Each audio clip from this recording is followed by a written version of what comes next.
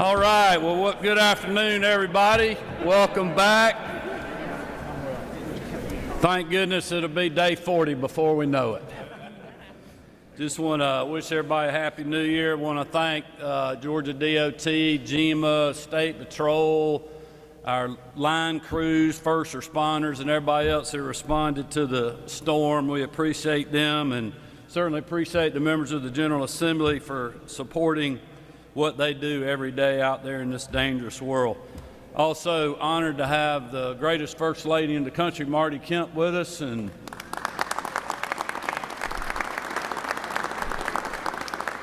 chaperoning and supervising her today is the First Lady of the House, Dale Burns.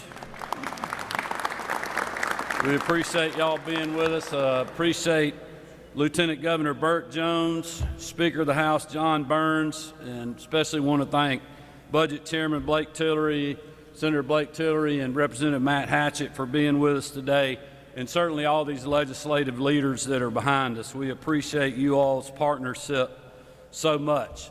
We have together made incredible progress in our classrooms. Since 2019, we have raised public school teacher pay by nearly $10,000. We have restored the promise of the Hope Scholarship. We have provided $230 million to our higher education system to eliminate the special institution fee to help keep college affordable for our scholars. We've invested roughly $20 million to help our paraprofessionals take that next step in their career to become a teacher. We have increased the number of counselors in our schools. And with this year's budget, we have fully funded our schools now for 5 years in a row. All told, we have committed an additional $3.7 billion in ongoing funding just since I took office in K-12 education. That's more than any other governor in any other General Assembly in state history.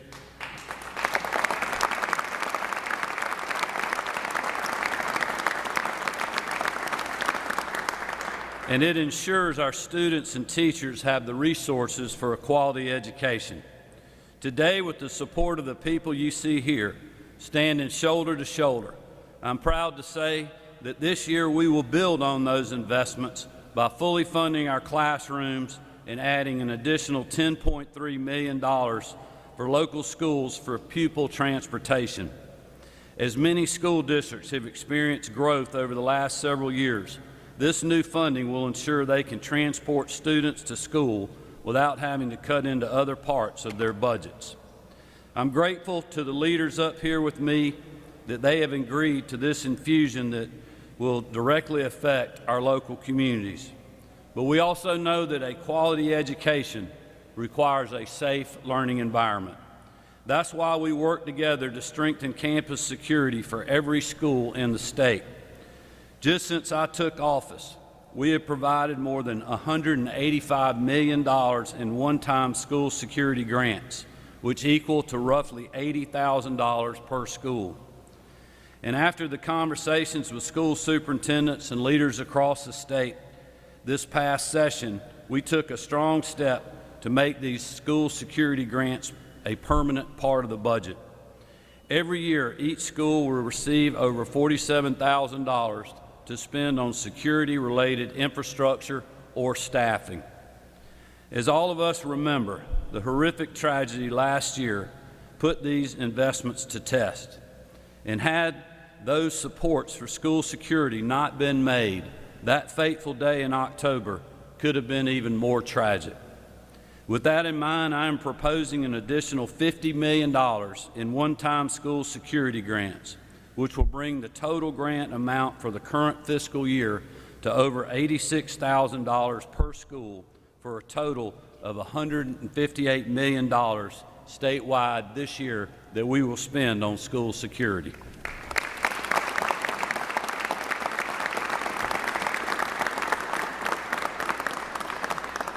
We will also be looking into how we can best improve the student-to-school psychologist ratio and provide funding for crisis counseling training, further building on the progress we've made in prior budgets on this issue.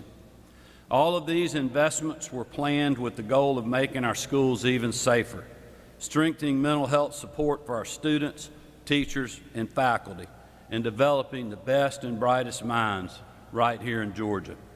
Again, I want to thank the men and women you see here with us for their support across multiple years now for these measures.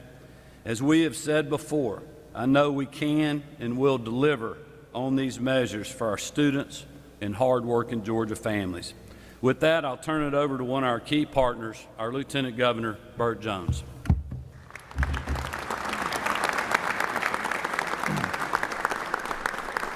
Good afternoon. Thank you, Governor Kemp. Thank you so much. Thank you, First Lady Kemp, for being here today. It's great to be here with the Speaker of the House, Speaker John Burns. You can't say much more than what the governor just said. 2 years ago, we started talking about our school systems being a very vulnerable place for our kids being educated, and where we needed to beef up in security and things of that, and invest more in our school systems. We did that then, and had it not been for the investments that we had made, as the governor said, the tragedy that did hit Appalachia a year ago could have been much, much worse.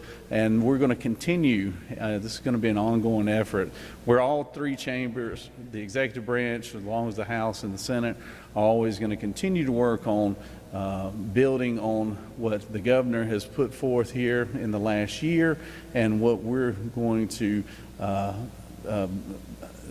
certify in both the House and the Senate this upcoming year. I want to talk about another measure that we're going to be pushing in the Senate. We did it last year with Alyssa's Law. That is a mandate on school door security measures that we passed out of the Senate last year. It came up short last year in the House, but I do feel like that after having a year of educating our friends over in the House, as well as the Speaker, on that measure, that it will be successful this upcoming year. So I don't want to take any more of the Speaker's time here, but I will just say that I want to thank Governor Kemp and his leadership, as well as Speaker Burns and the working coalition that we've had as a group in trying to make sure that our kids are safe and our kids have a very secure place to go to school and live and learn every day. So thank you, Governor Kemp, again. Thank you, members of the House and Senate, and Speaker Burns.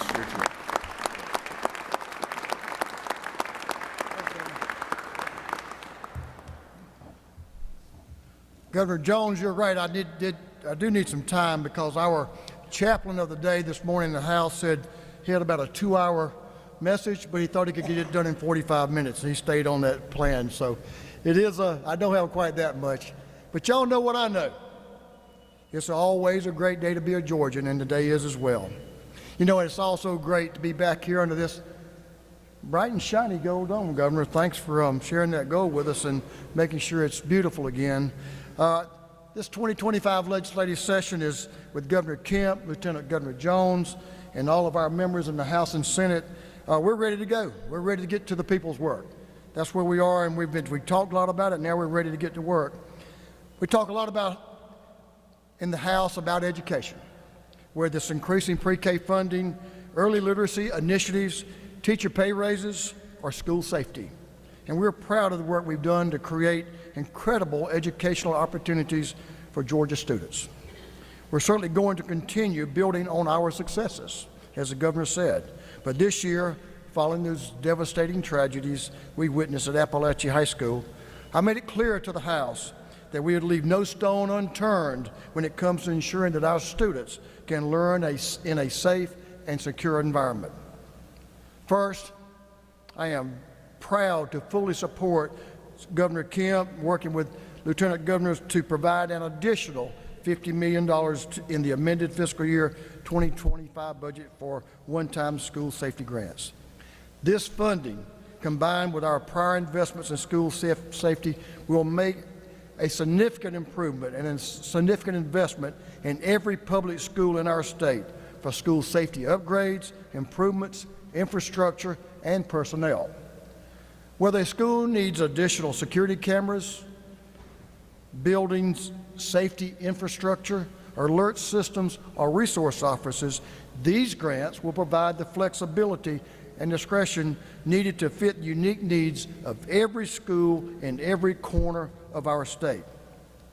Next, the House is going to continue discussion around school safety cameras and put forth measures to require any revenue generated from school-owned cameras infractions to be designated for school safety. The intended purpose of these cameras is to keep our students safe as they travel to and from school each day.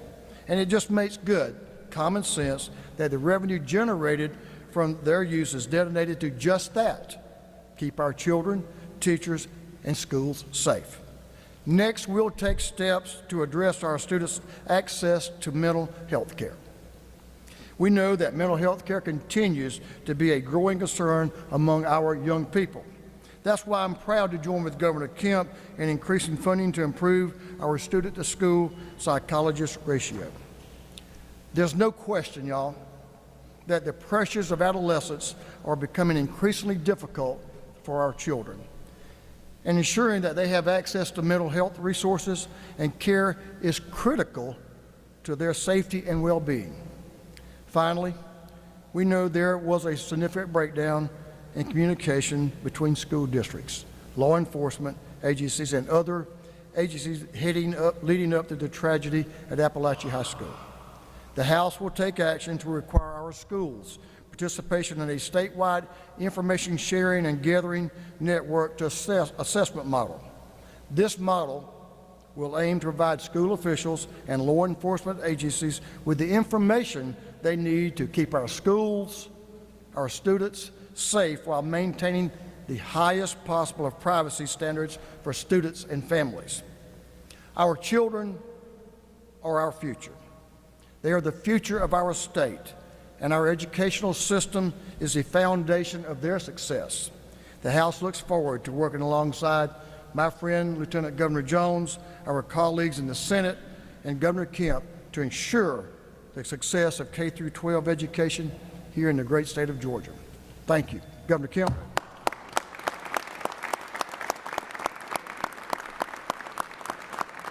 Well, thank you, Speaker Burns, Lieutenant Governor Jones. With that, we'll open it up for questions, and I know both these guys moved way off to the side, but they're willing to answer your questions, as am I.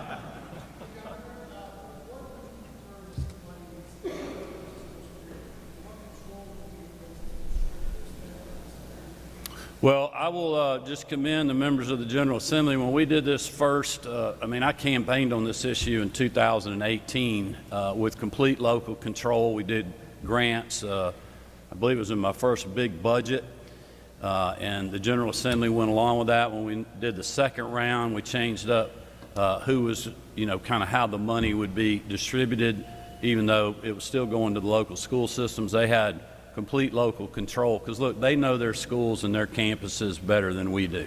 For myself, I don't want to speak for the legislators here, but I think the local school boards, the superintendents, working with their local law enforcement, they know what their individual campuses need. What I have heard is that we still have a few systems out there that maybe haven't been able to put a certain kind of security system that would help their campus. Others had been using the money for personnel.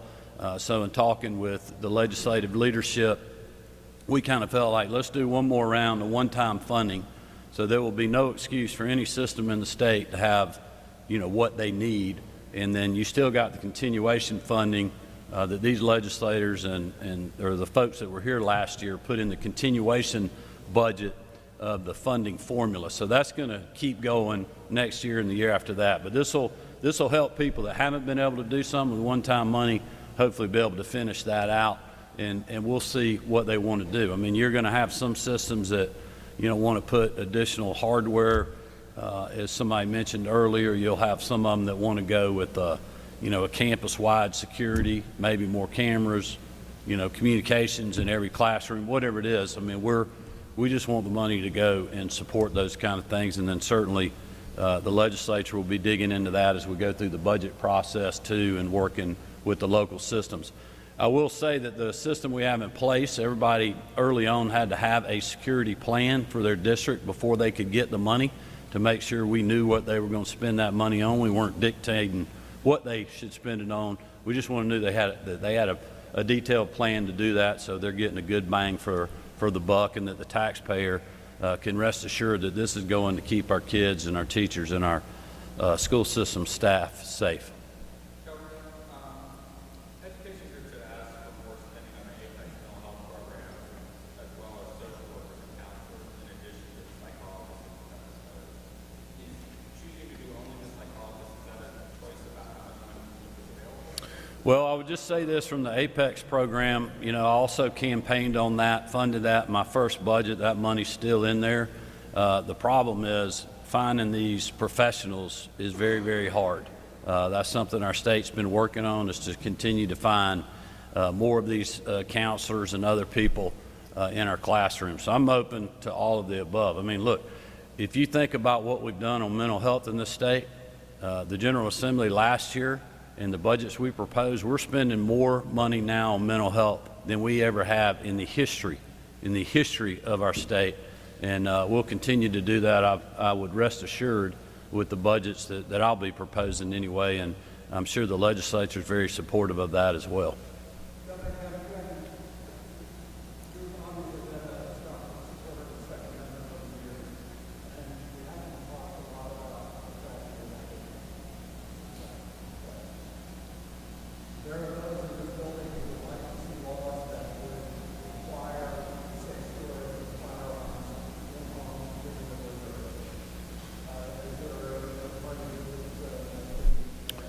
Well, listen, we'll work with the General Assembly on any issues that they have. I mean, look, nobody's come to me pre-session and talked about those kind of issues, but we stand ready to work with people. But our main issue right here is making sure that we're helping our schools with this additional funding of $50 million added to what we have in the base budget last year, can keep their schools safe. And I think we saw how well the system that Appalachia had worked. Even though that was a tragic day, it could have been more tragic. If we had not had that funding for that school system, I dare to think what would have happened. All right, thank you all for being here. Looking forward to a great session.